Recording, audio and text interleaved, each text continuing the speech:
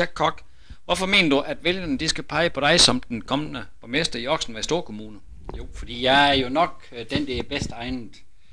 Jeg har jo et godt erfaringsgrundlag. Jeg kommer jo fra den tyske akkurate over til dansk anarki, så jeg kan lidt af hvert.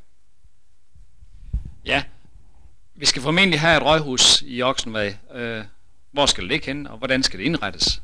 Røghus, det skal ligge nede ved Bach ved Præstegård. Der skal det bygges en ny landsby. Lidt ala Aarhus. Aarhus skal gå midt i Gømmer, og det skal bygges i gammel stil. Og der skal Røghus ligge dernede. Blandt andet også alle de andre faciliteter, som skal bygges og til det tidspunkt. Hvad er det for nogle faciliteter, du regner med, der skal ligge dernede? Jamen, vi skal tænke over de gamle. Et Olle Kolde måske.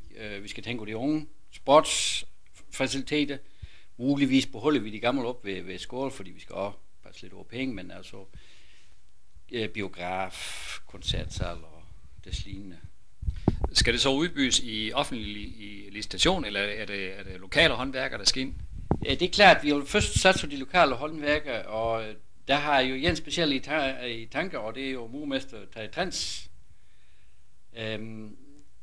Det var jo et mulighed med ham. Jeg blev nødt til lige at afvente til han er færdig og fuge min gavlæn, for hvis han ikke får det gør, så kan jeg jo ikke vurdere, om hans håndværksmæssige kunde er helt i top til, at han kan udføre så et større projekt. Okay.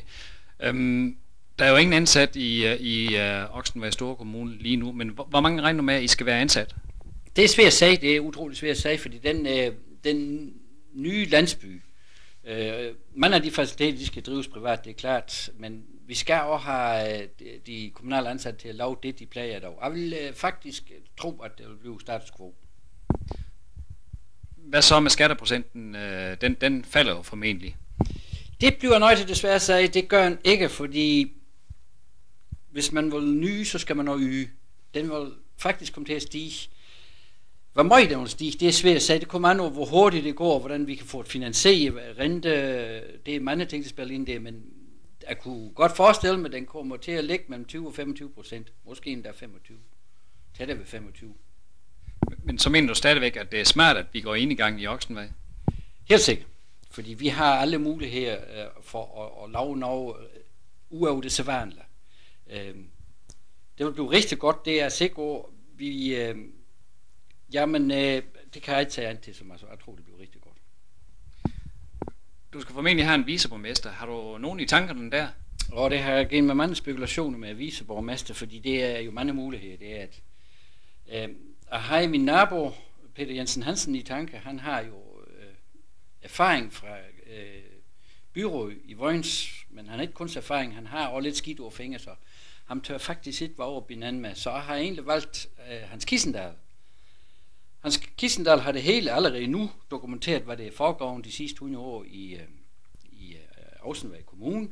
Han kommer meget rundt og cykel og traktor, og han er velinformeret.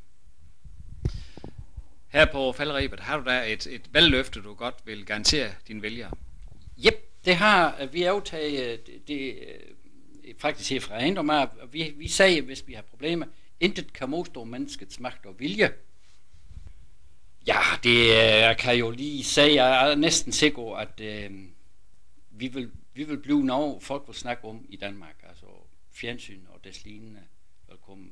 Jeg tænker lidt om, vi skal lidt hen og have det der farmmodel, bortset fra vores, der skal betales. Koch, hvad vil du gøre for at blive valgt? Jamen, vi indleder jo en valgkampagne. Jeg har været ude og fået fat i en valgbus. Det er sådan lidt mere det billige type, det, men altså